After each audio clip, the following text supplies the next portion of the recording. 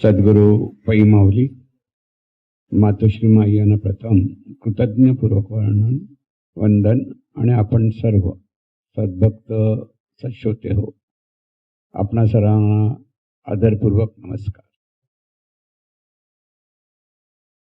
आज आपण जो चिंतनाला अमृत तुषार घेणार आहोत सद्गुरूंचा जाणीवेचा अनंतात अंत म्हणजे वेदांत। हा जो बोध आहे म्हणजे हा जो अमृत तुषार आहे त्याचा अर्थ आपल्याला समजून घेण्याचा आपण प्रयत्न करणार आहोत। वेद असं जे म्हटलं जातं ते वेदांत म्हणजे वेद। वेद ह्याचा अर्थच असा आहे, विद ह्या संस्कृत शब्दापासून वेद हा शब्द निर्माण झाला। विद म्हणजे जाणणं संस्कृत शब्दाचा अर्थ आहे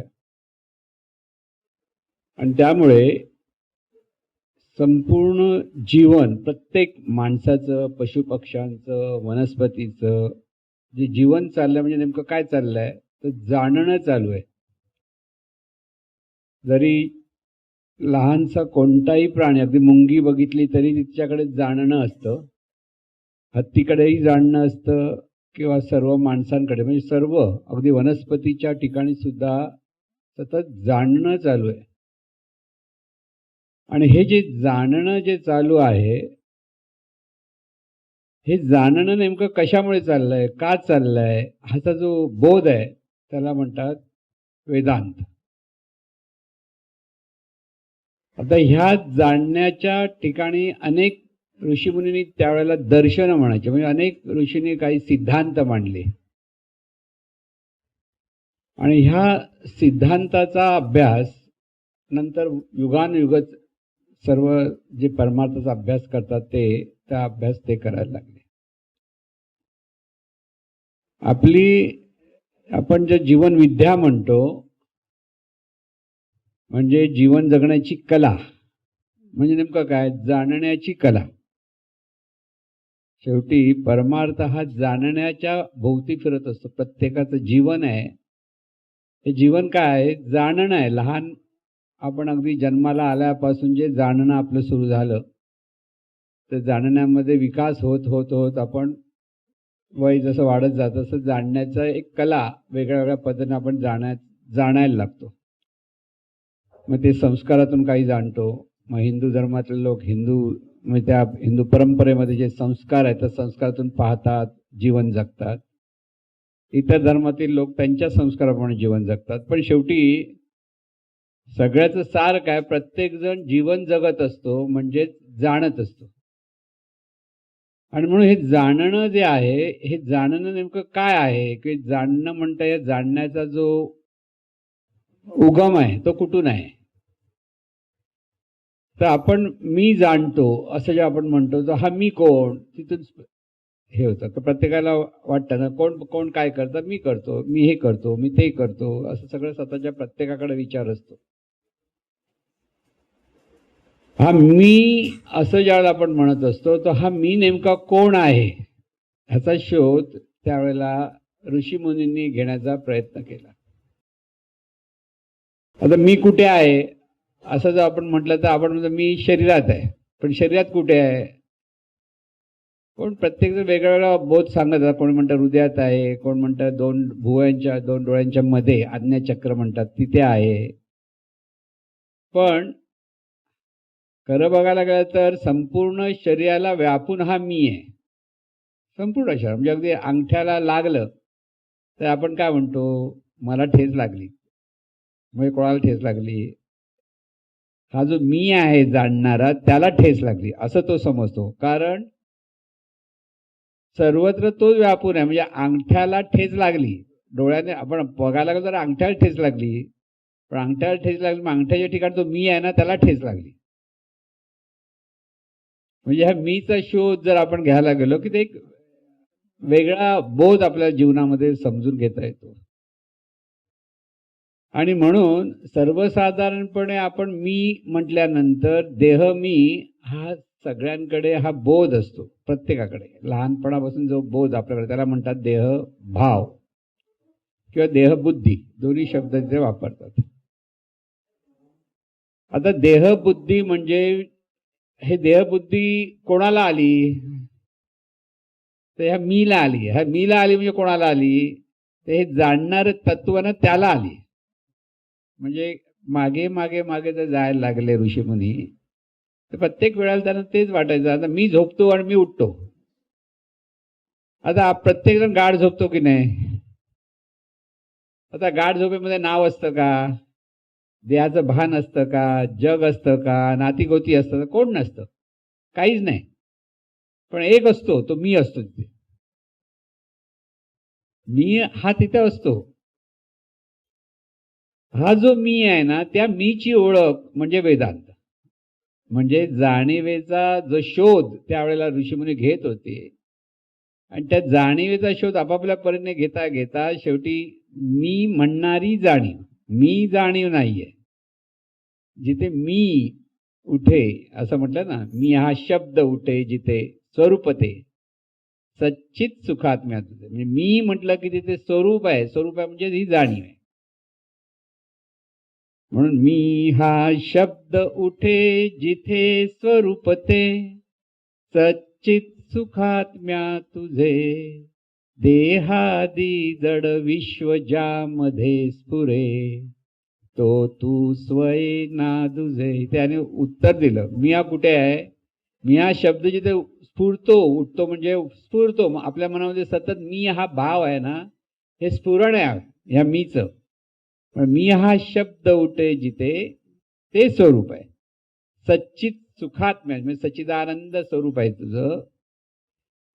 त्याच्या त्या स्वरूपावर देहादी जड विश्व हे सगळं जे रूप दिसत आहेत, म्हणजे शरीरासकट आपलं शरीर, इतरांचं शरीर, सगळं जे म्हणतो आपण, देहादी जड विश्व ज्यामध्ये स्फुरे तो तू स्वय ना तुझे. हा मी कोण आहे? जिथे हे सगळं सगळं विश्व निर्माण होतं, म्हणजे विश्व जिथून निर्माण त्याला स्वरूप म्हणतात, ते स्वरूप मी म्हणतो.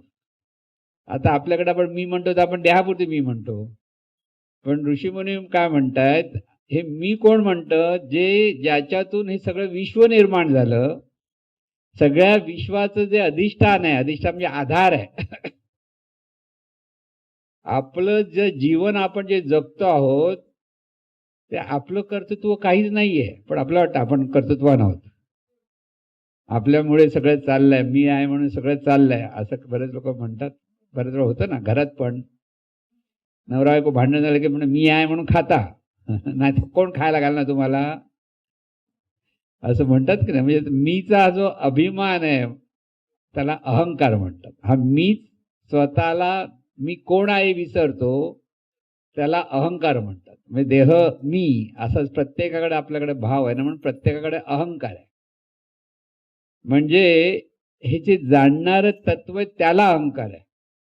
लक्षात, मला अहंकार म्हणजे कोणाला अहंकार? मग मी कोण आहे? तर मी म्हणजे हे जाणणारं तत्व आहे. त्या काळामध्ये त्याला ब्रह्म म्हटलं. आपल्या ज्ञानेश्वर माऊली त्याला चैतन्य म्हणतात, आणि जीवनविद्या त्याला जाणीव म्हणते. तीन गोष्टी आहेत. आपल्या महाराजांची खासियत म्हणजे वैशिष्ट्य असं आहे, जे जडजड म्हणून वाटणारे जे सगळे शब्द आहेत ना, त्याला सोपा शब्द सुचवलं महाराजांनी. बघा, आत्मा म्हटलं तर काही कळत नाही आपल्याला. हा आत्मा, आत्मा कुठे आहे? आत्मा असा आहे, आत्मा तसा आहे, पण आत्मा आहे कुठे ते कळत नाही. आत्मा म्हणजे काय कळत नाही. ब्रह्म म्हटलं की तेच शब्द आहे आपल्यासाठी. ब्रह्म काय कळत नाही आपल्याला, न कळण्याच्या पलीकडचे शब्द आहेत. ज्ञानेश्वर म्हणून चैतन्य म्हटलं, सर्व उपाधी माझी गुप्त चैतन्य असे सर्वगत ते तत्वज्ञ संत स्वीकारिते. हे ज्ञानेश्वर माऊली म्हणतात. म्हणजे सगळीकडे चैतन्यच आहे, गुप्तपणे दिसत नाही. शरीर दिसतं, पण शरीर ज्याच्यामुळे चालतं त्याला चैतन्य म्हणतात. सर्व उपाधी माझी गुप्त चैतन्य असे सर्वगत, सर्वव्यापी आहे. फक्त शरीरापुरती आहे का? नाही, सर्व शरीरांना व्यापून आहे, आणि सर्व शरीर व्याप्त व्याप्त सगळ्या विश्वाला व्यापून आहे. त्याला म्हणतात चैतन्य, म्हणजे त्याला म्हणतात ब्रह्म, म्हणजे त्याला म्हणतात परमात्मा. हे सगळे शब्द, परमेश्वर, हे सगळे शब्द त्या पद्धतीने वापरले जातात. आपल्याला त्याचा बोध होत नाही. महाराजांनी आपल्याला सांगितलं जाणीव, तू जाणीव आहेस. थोडंसं कळल्यासारखं वाटतं का, जे जाणते ती जाणीव. आपल्याकडे जे जाणणं चाललंय, आपण मी म्हणून जे स्वतःला जाणत असतो ते कोण जाणतं, तर ती जाणीव जाणते. ती जाणीव जाणते म्हणजे ब्रह्म, आत्मतत्व, चैतन्य हे कळण्याच्या पलीकडे होतं. महाराजांनी त्यांना कळण्याच्या कक्षेत आणलं. आपल्यासारख्या सर्वसाधारण माणसाला कळायला हवं ते महत्वाचं लक्षात घ्या. त्यामुळे त्यांच्याकडे शब्दसिद्धी होती. महाराजांकडे सोप्या भाषेत कसं सांगायचं ते त्यांना माहिती होतं. महाराजांनी आपल्याला गीता वाचायला सांगितली नाही, ज्ञानेश्वरी वाचायलाही सांगितली नाही, दासबोधे वाचायला सांगितलं. त्याच्यात उदाहरण सांगायचे, सगळं सांगायचे, पण आपल्याला समजेल ह्या भाषेत जीवनविद्या सांगितली. लक्षात घ्या काय म्हणतो मी. सगळ्याच सार ही जीवनविद्या आहे. म्हणजे दासबोध, ज्ञानेश्वरी, गीता, भगवद्गीता म्हणतात ना, अनेक पंथांमध्ये भगवद्गीतेचा आधार दिला जातो. कोण ज्ञानेश्वरीचा आधार घेतात, कोण दासबोधाचा आधार घेतात. पण महाराजांनी आपल्याला अगदी साध्या सोप्या भाषेमध्ये ह्या शब्दांच्या म्हणजे शब्द इतके होतात की आपण गोंधळून जातो. तो गोंधळ बाजूला काढण्यासाठी अगदी सोप्या भाषेत आपल्याला जीवनविद्या सांगितली. जीवनविद्या म्हणजे तेच ज्ञान सोप्या भाषेत सांगितलं. आणि सोप्या भाषेत परमेश्वर म्हणजे नेमकं काय हे जाणणारं तत्व आहे, तेच परमेश्वर आहे, हा त्याचा अर्थ सांगितला. म्हणजे आता बघा, जाणीवेचा अनंतात अंत. अनंतात अंत म्हणजे काय, जे अनंत स्वरूप आहे. ही जाणीव कशी आहे, अनंत स्वरूप आहे, काही न कळण्याच्या पलीकडे आहे. काही कळत नाही. बघायला गेलं तर जाणीव दिसत नाही. जाणीवेला कसलाही आकार नाहीये, रंग नाहीये, रूप नाहीये, गंध नाहीये. म्हणजे परमेश्वर म्हटल्यानंतर वेदांनी जो परमेश्वरचं वर्णन केलं ते तेच सांगितलंय. परमेश्वर म्हणजे निराकार आहे, निर्गुण आहे, अनंत स्वरूप आहे, अदृश्य आहे, अव्यक्त आहे. आज आपण जो परमेश्वर म्हणून जी भक्ती करतो ते ऋषीमुनींनी त्यावेळेला नव्हतं सांगितलेलं सुरुवातीला. पण लोकांना कळत नाही म्हटल्यानंतर देवदेवता म्हणजे साकार रूप सांगितलं गेलं की बाबा हे साकार रूप आहे, त्याची पूजा कर. कारण सर्वसाधारण माणसाला ब्रह्म, परमात्मा, परमेश्वर हे शब्द कल्पना करायचे, विचार म्हणजे नेमकं काय ते धरता येत नव्हतं. अजूनही कोणाला धरता येत नाही बघायला गेलं. पण मी जाणतो हे आपल्याला कळतं की नाही. मी जाणत आहे. आता मी कसा जाणतो, कोण जाणतं, ते जाणणारं तत्व ते मी आहे. हा बोध आपल्याला जर कळला तर आपल्याला परमेश्वर कळला. लक्षात घ्या, प्रत्येकाच्या ठिकाणी हे जे जाणणारं तत्व आहे तेच परमेश्वर आहे. मग परमेश्वर शोधायला जायचं कुठे. एक म्हणजे सर्व रूपामध्ये तो आहे म्हणून सर्व रूपाला नमस्कार करा. तिथे शोधा म्हणजे तिथे शोधायची गरज नाही, तिथे आहे हे समजून घ्या. किंवा आपल्या ठिकाणीच आपल्या आत शिरायचा म्हणजे देहाचा आधार घेऊन अधिक सूक्ष्म होत जायचं. कारण ही जाणीव स्वतः सूक्ष्म झाल्याशिवाय ह्या जाणीवेला स्वतःचा बोध घेता येत नाही. या जाणीवेचा असा स्वभाव आहे, जे दिसतं त्याला चिकटतं. कोणत्याही म्हणजे दृश्य जगतामध्ये सतत आपण गुंतलेलो असतो. का गुंतलेलो, कारण हा जाणीवेचा स्वभाव आहे. माणूस दिसला, कुत्रा दिसला, कावळा दिसला, झाड दिसलं की तिथे बघत बसतो. कोण बघतो तिथे नाही बघत, तो काय बघतो तिथे घुसतो. कळलं. ऋषीमुनींनी कोण बघतो तिथे बघायला शिकवलं. आपल्या सद्गुरूंनी पण तेच सांगितलंय, पण आपल्या प्रत्येकाच्या लक्षात किती येतं त्याच्यावर सगळं अवलंबून असतं. म्हणून जी अनंत स्वरूप जाणीव आहे तिला आपल्याच कक्षेत जे आपण घेतो तेव्हा जाणीवेचा जो अनंत स्वरूप जाणीव आहे त्या अनंतात तिचा अंत म्हणजे लय म्हणजे अर्थ कळला. ज्याला अर्थ कळला त्याला वेद कळला. अहम ब्रह्मास्मी हा वेदाचा मोठा आपण म्हणतो त्याला ब्रह्मवाक्य म्हणतो की 5 महावाक्य म्हणतो. अहम ब्रह्मास्मी म्हणजे काय. अहम म्हणजे मी, हे मी म्हणणारं ब्रह्म आहे. आपण मोठं अहम ब्रह्मास्मी असे शब्द आपल्याला वाटतं काहीतरी मोठं आपण बोलतो. संस्कृत शब्द आहे, चांगला आहे अर्थ, बोध आहे, महावाक्य आहे. महावाक्य म्हणजे ज्याला कळलं त्याला महावाक्य, ज्याला कळलं नाही त्याला साधं वाक्य आहे, काहीच कळलं नाही. म्हणून अहम, अहम म्हणजे मी. हे मी हा शब्द उठे जिथे स्वरूप ते, त्याचा अर्थ अहम ब्रह्मास्मी. म्हणजे हे जे मी म्हणणारा, आपल्या ठिकाणी जे मी म्हणणारा हा मी अमुक तमुक सोम्या गोम्या कोणच नाहीये. ते परमेश्वरी तत्व आहे, अनंत स्वरूप तत्व आहे. म्हणून आपण प्रत्येक जण साधे सुधे नाहीयेत, देहाच्या अपेक्षेत साधे सुधे, पण ते चैतन्य आहे, ती जाणणारं तत्व आहे. हे जर समजलं तर तुम्ही दिव्य आहात, देव आहात. फक्त आपण देव आहोत हे आपल्याला पटत नाही. कोणी सांग तू देव आहात, बरं वाटतं देवात म्हटलं. सैतान आहे म्हटल्यापेक्षा देवात म्हटलेलं बरं असतं की नाही.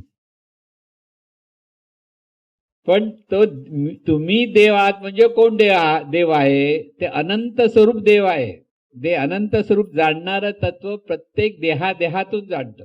प्रत्येक देहाला ते व्यापून आहे. आणि ते प्रत्येक देहाला जे व्यापून आहे, ती जी जाणीव आहे, त्या जाणीवेचं ज्ञान म्हणजे वेदांत. अहम ब्रह्मास्मी तत्त्वम असि, वेदांचे महावाक्य आहेत. म्हणून तिथे एकदा रामदास स्वामींनी सांगितलंय, महावाक्यांचा जप नाही सांगितलेला. म्हणजे लोक अहम ब्रह्मास्मी, अहम ब्रह्मास्मी, अहम ब्रह्मास्मी नामस्मरण का तसं करायची गरज नाही. महावाक्याचा जप नाही सांगितला, तेथीला तो अर्थ कळला पाहिजे, बोध कळला पाहिजे. काय बोध आहे?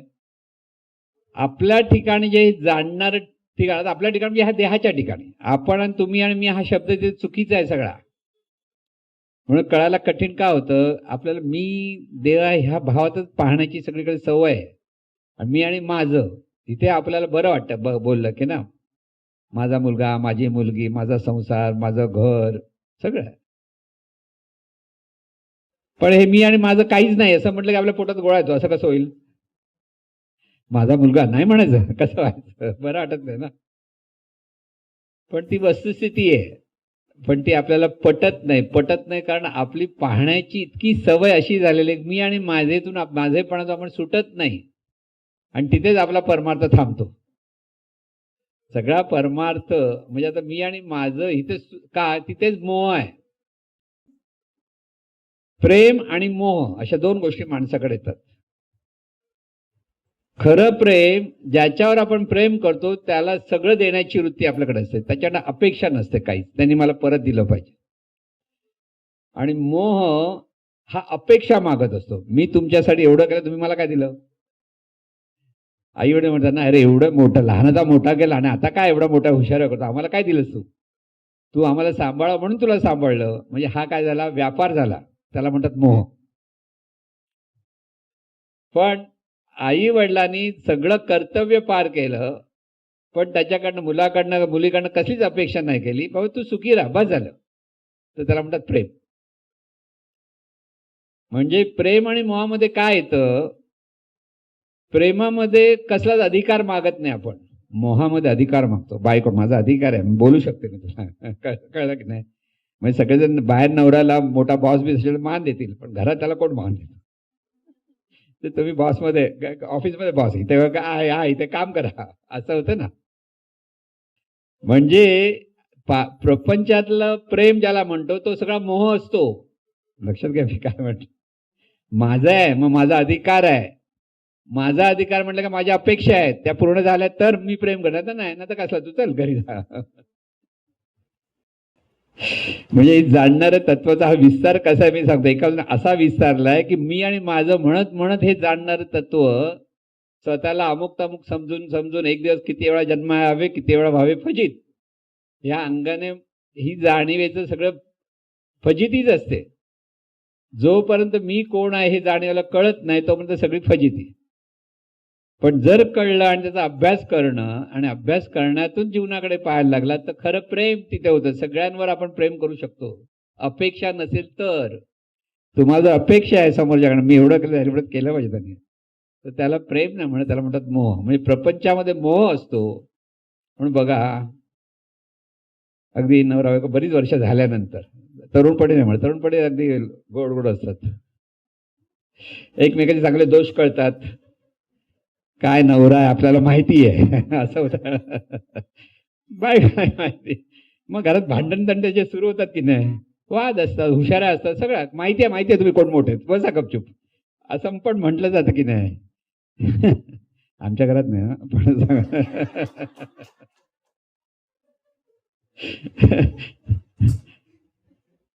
हे जे असं होतं ना, हे कशामुळे होतं, तिथे मोह असतो, प्रेम नसतं.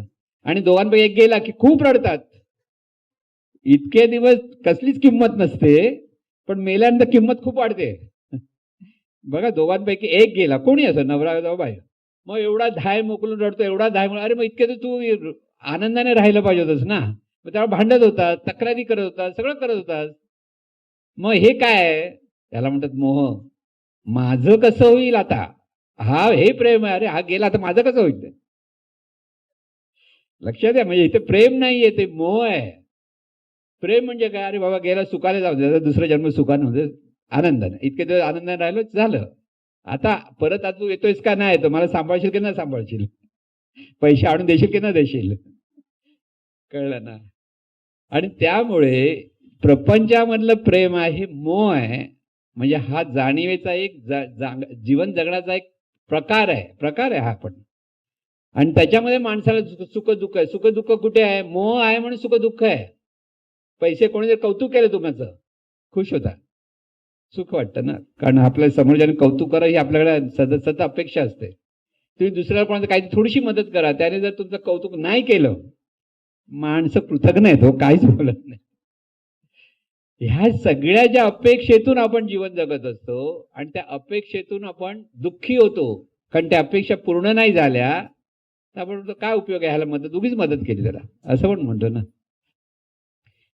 आता ह्याचा अर्थ आपल्याला समजून घ्या, म्हणून हे जाणणारे तत्व आहे, ह्याचा परमार्थ कुठे येतो ते मी तुम्हाला सांगतो. म्हणजे हे सगळं उदाहरण का देतोय, सूर्य नेहमी उगवतो आणि मावळतो, मावळतो म्हणजे आपण म्हणतो पृथ्वी फिरते म्हणून उगवलं आणि मावळतं. सूर्य नेहमीच उगवलेलाच असतो, मावळत पण नाही, उगवत पण नाही, खरा अर्थ. पण सूर्याचा प्रकाश सतत चाललेला आहे, तो म्हणतो का मी ह्याच्यासाठी प्रकाश देईन, ह्याच्यासाठी ह्याने काय मला दिलं, हा काय आहे का. सूर्य तुमच्याकडनं काही मागत नाहीये, कारण हे जी प्रकृती, ह्याला प्रकृती म्हणतात, हा जो निसर्ग आहे ही प्रकृती आहे का बघा, ही त्या तत्वाकडनं सहज सर्वांना जे त्याच्या स्वभावाप्रमाणे जे देण्याचा स्वभाव आहे ते देत असतं. म्हणजे सूर्य प्रकाश देतो, नदी सहज वाहते, नदी म्हणत नाहीत ह्या माणसाने माझं पाणी प्यावं, ह्या माणसाने पिऊ नये, असा भेद आहे का. जो एक तो पाणी पिऊ शकतो, काही म्हणजे नदी कधी भेदभाव नाही करत, प्रकाश कधी भेदभाव नाही करत, वायू तत्व कधी भेदभाव नाही करत. ह्याच्या नाकातून शिरायचं नाही असं झालं तर फार वाईट परिस्थिती झाली असती, श्वासोच्छवास मिळालं नसतं, पटकन नाही जायचं म्हटलं तर. पण परमेश्वरी रचना कशी याची लक्षात घ्या, ह्या मागून कळतं की प्रत्येक कृती, प्रत्येकाचा एक स्वभाव आहे, प्रत्येकाचा तो स्वभाव धर्म आहे, त्या स्वभाव धर्मातून प्रत्येक निसर्गामध्ये सगळ्या गोष्टी चाललेल्या असतात. झाडांकडे, झाड लहान कोंब असतो, मोठं खोड होतं, फांद्या होतात, फळं येतात, आणि फळं कोणाला द्यायचं, कोणी खायचं नाही, हे झाड सांगत नाही, ज्याला हवं त्याने खावं. हा, त्या झाडाचा मालक जो असतो तो म्हणतो अरे माझ्या झाडाची फळं आहेत, खरं त्याची कुठे फळं, झाडाला लागलेली फळ त्याची कशी, पण त्याची जमिनीवर हक्क लावतो. आता मी पण तिथे येतं, माणसाकडे मी पण येतं, झाडाकडे मी पण नसतं. ज्याने हवं त्याने खावं, नाही खाल्लं तर ते आपोआप सुकून तिथेच पडतात, त्याचे बिवून दुसरं रोप तयार होतं, फुकट काहीच जात नाही. तसं आपण पण ह्या निसर्गाचा एक घटक आहोत. एक नेहमी लक्ष आहे, मी म्हणणार जे आपण ह्या मी नाही काय समजलं पाहिजे, ह्या अनंत स्वरूपाचं जीवन चाललंय, त्या अनंत स्वरूपाच्या जीवनामध्ये आपलंही जीवन सर्वांसाठीच राहिलं पाहिजे, सर्वांशी आनंदाने जगण्यासाठी असायला पाहिजे. आपल्याकडे जे जे चांगल्या चांगल्या गोष्टी आहेत ते सर्वांना मिळायला हव्यात, ह्या भावनेतून जेव्हा आपण जीवन जगतो आणि समोरच्याकडनं कसलीच अपेक्षा धरत नसेल तर ते खरं जीवन आपण जगतो. म्हणजे ते जाणीवेचा अनंतात अंत म्हणायचा अर्थ तर तो आहे, हे जाणीवेचं जीवन आहे, माझं जीवन नाही. जाणीवेचं जीवन म्हणजेच परमेश्वराचं जीवन. मग सगळं जीवन परमेश्वराचं आहे हा बोध आपल्याला उठलात नंतर लक्षात काय आलं पाहिजे, परमेश्वरा शक्तीचा हा जो नियम आहे त्याच्यामुळे तुम्ही उठलात. झोप तुमच्या हातात नाहीये. कधी तुम्ही जागरण कराल काही कराल पण एक दिवस तुम्हाला झोपावं लागतंच. ज्यावेळेस झोप येते त्यावेळेस झोप कधी आली आपल्याला कळत नाही. झोप यायच्या अगोदर आपण जांभया देऊ, मला झोप येते, हे देते, सगळं म्हणत असतो. पण अगदी जरासं आडवं झालं किंवा बसले तरी जे झोप लागते ती आपल्या हातात नसते. मग झोपण्यात तुझं कर्तृत्व काय, मी झोपतो असं म्हणतात. मी कोण, मी म्हणताना देह मी झोपतो असं तर अर्थ नाहीये. हा जाणीवेचा स्वभाव आहे त्याप्रमाणे तुम्हाला झोप येते आणि हा जाणीवेचा स्वभाव आहे त्याप्रमाणे तुम्ही उठता. तुम्ही जन्म कुठे घेता ठरवलंय, ठरवून आलात का मी इथे जन्म घेणार, त्या नियमाप्रमाणे तुमचा जन्म झाला. मग आई वडील माझं मुलगा माझं मूल म्हणतं, आई वडिलांचं कुठे मूल आहे, विचार करा. हे सर्व ह्या जाणीवेचं प्रगट रूप आहेत. तो एक स्वभाव आहे जाणीवेचा. त्यामुळे कुठच्या घरात जन्माला येणं ना कुठच्या घरात जन्माला न येणं हा मी अमुक तमुक कोणच ठरव, कारण तिथे अमुक तमुक नसतोच. देह धारण केल्यानंतर देह मी म्हणतो, तर हा देह मी कुठपर्यंत आहे, जोपर्यंत देह आणि जाणीव एकत्र आहे तोपर्यंत. एकदा दोन वेगळे झाले की मी कोणच म्हणणार नाही. सगळ्यांकडे कोण रे बिचारा गेला हेच बघणार, कळलं ना. म्हणून जन्म आपल्या हातात नाही आणि मृत्यूही आपल्या हातात नाही. जन्म आणि मृत्यू सुंदर व्यवस्था आहेत, त्या आपल्या हातातल्या नाही आहेत. हे सगळं परमेश्वराचं कार्य चालू आहे. म्हणजे सगळं आपलं जीवन हे परमेश्वराचं कार्य चाललंय, म्हणजे या जाणीवेचं कार्य चाललंय.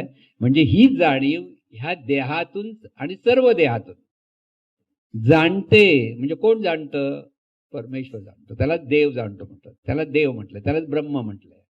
म्हणून सर्व खलविदम ब्रह्म हा तिसरं महावाक्य दिलं की सर्वत्र ब्रह्म आहे. ब्रह्म म्हणजे जाणीव आहे. जीवनतेच्या भाषेत समजून घ्यायचं. सर्वत्र काय आहे, जाणीव आहे. मुंगीच्या ठिकाणी बघा जाणीव आहे. तो व्हायरस होता की नाही पूर्वी, कोरोना आला, त्या प्रत्येक कोरोनामध्ये पण जाणीव आहे. हत्तीच्या ठिकाणी पण जाणीव आहे, माणसाच्या ठिकाणी जाणीव आहे, सगळीकडे जाणीव. त्या त्या देहाचा वापर करून ती जीवन जगते, ती जाणीवपूर्वक तिचं जीवन चाललेलं आहे. तुम्ही फ्लावरची भाजी असते की ना, आताच्या काळात फ्लावर आतमध्ये अळी मिळते बघा, अशी बघता ती जाणीवच आहे. तुम्ही फ्लावरच्या अपेक्षा कशाला जाणीव ठेवली, अळी कशाला घातल्या, पण तीच तर व्यवस्था आहे सगळी. तुमच्या बुद्धीला न मानवणार, तुम्हाला खायचं की नाही खायचं तेवढंच बघा. बरोबर, हे कशाला केलं असं जर विचार केला तर तुम्हाला डोक्याला ताप येईल काय झालं. पण ती अळी पण कोणाचं तरी जेवण आहे आणि त्या अळीमुळे ते फ्लावर चांगलं उगवलं जातं, हेही त्याचा अर्थ आहे. कारण अळी येते निर्माण कुठे होते, त्या फ्लावरमध्ये होते, बाहेरून येत नाही कुठून. तुम्ही कुत्र्या जर कोण पाळत असेल त्या कुत्र्याला गोचड कुठून येते कळत नाही, पण गोचड येतेच का, त्या म्हणजे ती निर्मितीच तशी आहे, नियमच तशी आहेत. तसं आपलं हे सगळं जीवन परमेश्वरामुळे चाललेलं आहे. हा बोध जर आपल्याला, तर आपला अहंकार बाजूला होईल. आपल्याला हे कळत नाही त्यालाच अहंकार म्हणतो आपण. मी असं केलं, मी तसं केलं, माझं असं नाव आहे, मी ह्या ठिकाणी गेलं, मला असा मान दिला पाहिजे, मला विचारलं पाहिजे. तुमच्या लग्नात तुम्हाला कोणी जर विचारलं नाही तर कसं वाईट वाटतं, अरे एवढं आम्ही लग्नाला गेलो कोण आपल्याला बघत पण नव्हतं किंवा मानपान नाही केला तर राग येतो की नाही. का तर मी अमुक आहे हा अहंकार आपल्याकडे असल्यामुळे आपल्याला आनंद होतो तोही अहंकार आणि दुःखी होतो तोही अहंकार. मग हा मी कसा आहे, हा मी साक्षी आहे, याला साक्षीभाव म्हणतात. की जे अनंत स्वरूपाचं जे जाणीवेचं कार्य आहे तिथे हा मी जाणीवपूर्वक जाणतो की हे सगळं जीवन परमेश्वराचं आहे, सगळं जीवन परमेश्वरामुळे चाललेलं आहे. तिथे तू पण आणि मी पण नाही आहे, ते केवळ ब्रह्म आहे, म्हणजे चैतन्य आहे, म्हणजे जाणीव आहे. हा अभ्यास आता हे कळलं शब्द तसं होतं का पटकन नाही. मी माझं सुरूच होतं, जरा कोणी काय मागून टपली मारली तुम्हाला रागाने बघता की नाही, कोणी मारली का, मी अमुक आहे, मला कोणी हात लावला, असं जे आपल्याला वाटतं तो अहंकार पटकन प्रगट होतो, कारण तो आपल्या अंतर्मनात मुरलेला आहे. आणि तो अंतरात मुरलेला असल्यामुळे किती साधक अभ्यास करत असला तरी त्याचा तो अहंकार पटकन गेला म्हणता येणार नाही. तिथे एकनाथ महाराजांसारखाच असायला भाव लागतं. पण आपल्याला ते म्हणून सगळ्या संतांचं जगणं कसं चाललं ते पाहिलं ना तर कळतं की आपण कसं जगलं पाहिजे. ही सगळी उदाहरणं आहेत आपल्यासाठी.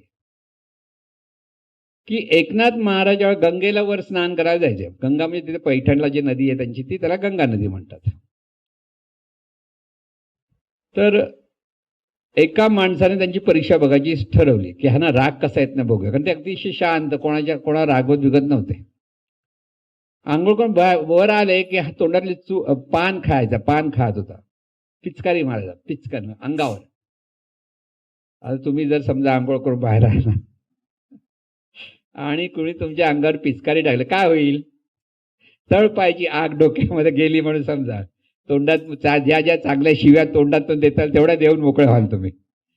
कळलं की नाही? त्याला म्हणतात अहंकार. एकनाथ महाराज परत बिचारे गंगा नदीमध्ये गेले, परत आंघोळ केली. असं 12 वेळा झालं. 13 वेळा त्या थुकून त्याला कंटाळा आला. कळलं? किती वेळ थुकायचं? अरे हा माणूस शांतच आहे, जातो येतो काहीच बोलत नाही. तर त्याने माफी मागली, चुकला माझं. एकनाथ महाराजांची माफी मागली, थुकतो म्हणून. मुद्दाम थुकत होता. असं काय? त्याला बघायचं किती रागवणार. त्यामुळे नाही रे, तुझ्यामुळे मी 12 वेळा गंगेचं स्नान केलं म्हणून मला खूप तुझ्यावर कृतज्ञता. उलट तुम्हाला असं वाटतं? इथे अहंकार आपल्याकडे किती भरलेला आहे आपल्याला लक्ष दिलं. नुसती कल्पना, कोणीतरी चूळ भरली आपल्या आपल्या समोर पायावर म्हणा, कुठे बाजूला चिंतोडे उडाले थोडा, तरी आपल्याला काय राग येतो, कसे वाईट वाटतं, किळस येते, सगळ्या गोष्टी येतात. हे कशामुळे येतं? मी अहंकारी आहे म्हणून येतं. पण या मीला आपण शुद्ध जाणीव आहे, शुद्ध चैतन्य, हे जर कळलं तर त्याला राग येणार. आता हा शोध जो घेतला जातो तो वेदांतामध्ये शोध घेतला गेला. त्यालाच महाराजांनी सांगितलं जाणीवेचा अनंतात अंत. अनंतात अंत कसा होणार? जाणण्यातून. जाणीव ही अनंत स्वरूप आहे, तिला अंतच नाही, मर्यादा नाही, काही नाही आहे. ह्या सगळ्या विश्वाला व्यापून असलेली ही जाणीव प्रत्येक रूपाने प्रगट आहे. अनेक रूप येतात, अनेक रूप जात आहेत, कितीतरी जन्माला येत आहेत, परत मृत्यू पावत आहेत, परत जन्माला येत आहेत. असं हे सगळं प्रकार आपण पाहतो आहोत. मग त्या अनंत स्वरूपात अंत कुठे होईल? जेव्हा आपण जाणायला लागतो, अरे हे जाणीवेचं कार्य चाललंय, ही जाणीव आहे, मी नाहीये, ही सगळं जाणीवचं कार्य चाललंय. ह्या भावात जर आपण प्रत्येकाकडे पाहायला लागलो तर तिथे जाणीवेचं ज्ञान होणं, त्यालाच म्हणतात जाणीवेचा अनंतात अंत झाला. म्हणजे ही अनंत स्वरूप जाणीव ही ह्या ज्यांनी जाणली प्रथम की परमेश्वर कुठे आहे, परमेश्वर कुठे शोधणार? प्रत्येकाच्या ठिकाणी परमेश्वर आहे. म्हणून ज्ञानेश्वर माऊली सुद्धा तेच म्हणतात, तू मन हे मीची करी. स्पष्टच आहे, तू तुझं मन आहे ना मीची. मीची म्हणजे ही जाणीव आहे ना, या जाणीवेच्या ठिकाणी ही जाणीव स्वरूप आहे, ती मी म्हणते, हे लक्षात घ्या. तू मन हे मीची करी, माझी भजनी प्रेम धरी. कोणाच्या भजनी? जो मी म्हणून जे तत्व आहे, जाणणारं तत्व आहे, जे अनंत स्वरूप आहे, ते स्मरण तुला असायला पाहिजे. हे सगळं जीवन ह्या परमेश्वरामुळे, जे अनंत स्वरूप जाणीवेमुळे चाललंय, त्या जाणीवेचं हे जीवन आहे. म्हणून मीची करी आणि माझे भजनी प्रेम करी. मग तिथे सरळ तुला सतत चिंतन पाहिजे. भजन म्हणजे पूजन, उपासना, जे काय करतोय, स्मरण म्हणजेच भजन. ते माझ्या भजनी प्रेम धरी, प्रेमाने माझं स्मरण कर. प्रेम म्हणजे व्यापार नाही. मग अशी मोह म्हणजे व्यापार, प्रेम म्हणजे व्यापार नाही. मी दिला म्हणजे तू काय देतोस मला सांग, असं नाही. तिथे स्वतःला तिथे शरणागती असायला पाहिजे. त्या तत्वाच्या ठिकाणी मी अमुक तमुक कोण येतो तो सगळा तिथे अर्पण करायचा. जे आहे ते सगळं जाणीवेचं कार्य चालू आहे. म्हणून माझे भजनी प्रेमधरी सर्वत्र नमस्कारी मज एखादं. कुठेही पहा तिथे सगळं जाणीवेचं कार्य आहे आणि तिथे मनातून नमस्कार कर. प्रत्यक्ष स्मरण नमस्कार कधी चांगला आहे, पण लोक म्हणजे ह्याचं डोकं फिरलंय. बघा तू आता ही जर गेली घरी आणि आजूबाजूला नमस्कार नमस्कार नमस्कार, कालपर्यंत बरी होती हो, ही अशी काय वागते, घाबरणार सगळे लोक. प्रयोग करून बघा. तर कडक आहे ना जरा. एकदम नमस्कार करायला कशी काय लागली, काय शुभंत झालं असं वाटेल लोकांना. मनातून करा, म्हणजे लोकांना घाबरायला नको. सर्वत्र नमस्कारी मज ऐकते माझेनी अनुसंधान येते. माझेनी म्हणजे ही जाणीवच आहे, हे सतत तुला स्मरण पाहिजे, अनुसंधान पाहिजे. हे सगळं जीवन कोणाचं जाणीवेचं आहे. ते अमुक तमुक नाव गाव काही नाहीये. या जाणीवेला धर्म नाहीये, जात नाहीये, पंथ नाहीये, कुळ नाहीये, काही नाहीये. ती फक्त शुद्ध जाणीव आहे. म्हणून माझेनी अनुसंधान येते, सतत त्या अनुसंधानातून बघण्याचा प्रयत्न कर. कोण आहे? जाणीव पाहते, जाणीव बोलते, जाणीवेचं सगळं कार्य चाललंय. हा बोध जेव्हा असेल तर माझेनी अनुसंधान देख. संकल्प जाणणे निश्चय. संकल्प काय? तो आपण जो भाव धरला, मी या नावाचा, त्या गावाचा, ह्या जातीचा, धर्माचा, पंथाचा, हे बाजूला करून टाक. फक्त तू जाणीव आहेस, म्हणजे शुद्ध जाणीव आहेस, शुद्ध चैतन्य आहे, म्हणजेच ती ईश्वरी शक्ती आहे. हा बोध जेव्हा आपल्याला कळतो, खरा आतून कळायला पाहिजे, वरवर शब्दांनी. मनातून सतत विचार करा, रे आहे काय? आहे तर फक्त जाणीव आहे, दुसरं काहीच नाही आहे. नाव आई वडिलांनी दिलं, जात आई वडिलांनी दिली, धर्म आई वडील किंवा पुरोहित वर्गाने दिला, मोठेपण बाहेरच्या लोकांनी दिलं, पण तू जाणीव आहे हे सर्वात पवित्र गोष्ट, हे आपल्याला ह्या अभ्यासातून कळते. म्हणून हे जे ज्ञान आहे, हे ज्ञान अत्यंत पवित्र आहे असं जे सांगितलं जातं. नाही ज्ञानेन पवित्रम इदम उत्तमम, असं जे संस्कृत शब्द आहेत. संस्कृत आपल्याला वाटतं खूप मोठे मंत्र म्हणतो असं वाटतं आपलं. सुंदर आहे भाषा, पण आपल्याला तेवढी अवगत नाही की ज्ञानासारखी पवित्र गोष्ट नाही. कोणत्या ज्ञानासारखी? पाहावे आपणासी आपण या नाव ज्ञान. म्हणजे त्याला ज्ञान म्हणजे काय? आपण कोण आहोत हे जे जाणतो त्याला ज्ञान झालं. समजा वकील आहे मोठा, किंवा मोठा डॉक्टर आहे, मोठा इंजिनियर, पण त्याला आपण कोण आहे कळत नाही, तो अज्ञानी आहे. समजलं मी काय म्हणतोय? डॉक्टर मोठा आहे, त्याच्या व्यवसायामध्ये हुशार आहे, सगळं चांगलं कार्य करतोय, पण त्याला स्वतःला मी कोण आहे कळत नाही. मी डॉक्टर आहे, मी अमुक आहे, माझं हे नाव आहे, एवढी डिग्री घेतली आहे, हे सांगत बसतो, त्याला तो अज्ञानी आहे. इंजिनिअरिंग मध्ये हुशार आहे, सगळं चांगलं, पण तो अज्ञानी. ज्ञान कुठे म्हणता येईल? जीवनाच्या अंगात ज्ञान. मी म्हणणारं हे जाणणारं जे तत्व आहे, ज्याला जाणीव म्हणतो आपण, ही जी जाणीव अनंत स्वरूप आहे, हे जो जाणतो त्याला ज्ञान झालं. त्याच्याशिवाय कुठेही ज्ञान, बाकीचे ज्ञान हे व्यवहारातली ज्ञान आहेत. म्हणजे वाईट चांगलं नाही म्हणत. डॉक्टर आहे, त्याला पैसे कमवण्याची, लोकांची सेवा करण्याची संधी मिळते, मग तो पैसा कसा कमवतो, काय करतोय, ते प्रत्येक त्याच्या वृत्तीवर असतं. इंजिनियर असो, काही असो. आता आपण म्हणतो हल्लीच्या काळामध्ये जास्त पॅकेज कोण देतं तिथे लवकर उड्या मारतात. पूर्वीच्या काळात 12-12, 15-15 वर्ष एकाच ठिकाणी नोकरी करायची. आता तशी स्टाईल गेली. ह्या कंपनीत त्या कंपनीत मला 1000 रुपये जास्त मिळाले, चल तिथे, मग ह्याचं राहिलं, बाजूला झालं. म्हणजे ह्या ज्या उड्या मारणाऱ्या, तो तिथे ते ज्ञान व्यावहारिक ज्ञान आहे. आत्मज्ञान म्हणजे आपण कोण आहोत हे जेव्हा आपल्याला कळतं आणि स्वतःला सांगत राहायचं कोण आहे, तर ही जाणीवायचं कार्य आहे. ह्या जाणीवेला नाव नाही, गाव नाही. म्हणजे आपण आपल्याला नाव दिलेलं, जात दिली आहे, धर्म दिले आहेत, हे फक्त समोर जर लोक असतील त्याच्याबद्दल काही बोलायची गरजच नाहीये. त्याच्यात अडकायचं पण नसतं, पण त्यात आपण अडकतो, गुंततो, आणि तिथेच सुख दुःख निर्माण होतं. जर जाणीव म्हणून पाहायला लागला तर कसलंही सुख नाही आणि कसलंही दुःख नाही. तुम्ही शांत राहा. जशी झोपेमध्ये जशी अवस्था असते, त्या झोपेमध्ये जसे तुम्ही शांत असता, सुखी असता, ती अवस्था जागेपणी पण होते.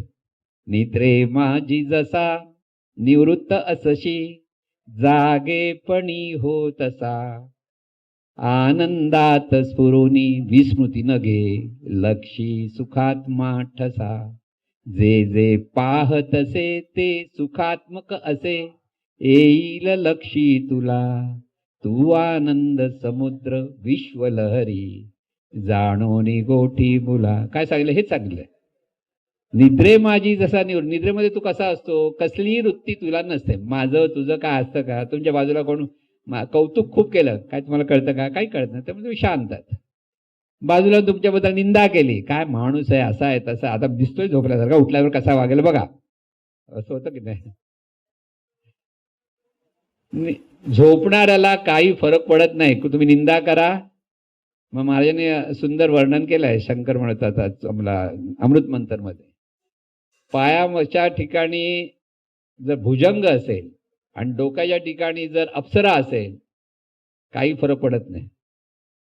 भुजंगाची भीती पण नाही आणि अप्सराची प्रीती पण नाही. तर तिथे जी वृत्ती आहे त्याला म्हणतात निवृत्त अवस्था. निवृत्ती म्हणजे निवृत्ती ह्याचा अर्थ काय? वृत्ती कसलीच नाही, माझं तुझं नाही, ही माझं मी माझं ही वृत्ती आहे. ही वृत्ती तिथे दिसत नाहीये. खरी ती असते, तिथे अंतर्मनात असते, पण ती दिसत नाही. म्हणून निद्रे माझी जसा निवृत्त असायची, जागेपणी होत असा. जागे झाल्यावर तसं कर. नाहीतर आपण विचार करतो माझा पगार एवढा आहे, कधी मिळतो? तारीख नाही, तारीख पगार नाहीच मिळाला तर काय होईल? वर खाली होतं ना की नाही. इथे माझं माझं सुटलं पाहिजे. आहे ते सर्व परमेश्वराचा आहे. हा बोध जितका आपल्याकडे दृढ होईल, म्हणजे हा बोध आहे, तर त्यासाठी कर्म करायचं की न करायचं? कर्म सूर्यकर्म करतोच ना, नदी नदी वाहते करतेच ना, समुद्र समुद्रासारखाच आहे. तसं आपण आपल्या स्वभावानुसार जितकं सत्कर्म आपल्याकडनं होईल ते करत राहा, पण समोरच्याकडनं अपेक्षा कसलीच करू नका. आम्ही यांच्यासाठी एवढं केलं तुम्ही नाही केलं, हे परमेश्वराचं कार्य होतं म्हणून केलं. म्हणून गुलाब फुलतो तो कोणासाठी फुलतो? ते परमेश्वर कार्य. तुमच्यासाठी आणि माझ्यासाठी तुझ्यासाठी नाही फुलत. तो उगवायचं तर उगवलं, फुलतो. कारण ते सहज उगवणं, सहज जगणं, तसं आपल्याला सहज जीवन जगता आलं पाहिजे. माझं माझं करत जितके आपण बसू तितके दुःखी होतो. म्हणून दुःखापासून निवृत्त व्हायचं असेल तर जसं झोपेमध्ये जशी अवस्था आहे तशी सर्वत्र समत्वाने पाहण्याची वृत्ती आहे. जागेपणी होत असा. कसा बघशील? आनंदात स्फुरोनी विस्मृतीनं. आनंदात मस्त आनंद वृत्तीने आनंदाने पाहायला शिका. हसत खेळत पाहायला शिका. कसं होईल कसं होईल कसं होईल विचार करायचा नाही. जे आहे ते परमेश्वराचं. काय फरक पडला? आपलं काहीच नाही. मग आपलं काहीच नाही वाटेल तेव्हा माणूस रिकामा होतो, तेव्हा तो आनंदी असतो. नाही तर हे माझं हे माझं हे माझं खूप त्याच्यावर वर्णन करता येईल, वेळ कमी झालाय राहिलाय. आणि त्यामुळे एवढंच एक लक्षात ठेवायचं, माझं पण नाही आणि तुझं पण नाही, आहे ते सर्व परमेश्वराचं. म्हणून हे जीवन परमेश्वराचं आहे, म्हणजे जाणीव स्वरूपाचं आहे. हे जाणणारं तत्व तोच परमेश्वर आहे. त्याच्या पलीकडे खरा देव कोण आहे तर हे जाणणारं तत्वच आहे. त्याच्या ठिकाणी जीवभाव आला म्हणून मी माझं सुरू होतं, आणि तो जीवभाव बाजूला गेला तर ते शुद्ध तत्वच तसं प्रगट होतं. बाहेरून कोण शुद्धता येत नाही, तिथे शुद्ध आहेच. फक्त वरवर आवरण आहेत माझेपणाचं, माझं तुझं द्वेष मत्सर ही सगळी वरवरची आवरण आहे. ती बाजूला झटकता आली तर तिथे देव प्रगट होतो. आणि त्याला म्हणतात जाणीवेचा अनंतात अंत म्हणजे वेदांत. सद्गुरुनाथ महाराज की जय. हे ईश्वरा सर्वांना चांगली बुद्धी दे, आरोग्य दे, सर्वांना सुखात आनंदात ऐश्वर्यात ठे. सर्वांचं भलं कर, कल्याण